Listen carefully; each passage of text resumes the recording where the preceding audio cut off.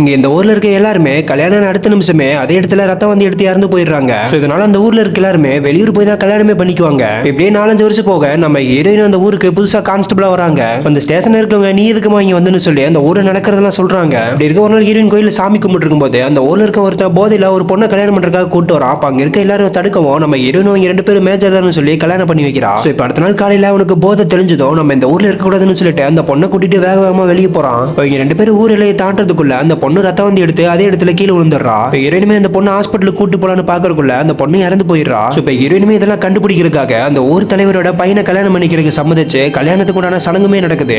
அந்த சடங்குல ஹீரோயின் கையில ஒரு குடம் தண்ணி கொடுத்து இதுல குடிச்சிட்டு தான் மணமேடைக்கு வரணும்னு சொல்றாங்க. இப்ப ஹீரோயினுமே மணமேடைக்கு வந்து மாப்பிள்ளை தாலி கட்ட போகும்போது ரத்தம் வந்து எடுத்து கீழே விழுந்துடுறா. ஆல்ரெடி ஹீரோயின் ஃப்ரெண்டு கிட்ட விஷமுறி மருந்தை வாங்கிட்டு வர சொல்லியிருப்பா. இப்ப இவனுமே வேகமா போய் அந்த மருந்தை வாங்கிட்டு வந்து கொடுக்கவும் ஹீரோயினும் பொழைச்சிடுறா. இப்ப ஹீரோயினுக்கு இதனால ஒரு ஹிண்ட் கிடைச்சு அதை விசாரிக்கும் போது ஒரு உண்மை தெரிய வருது.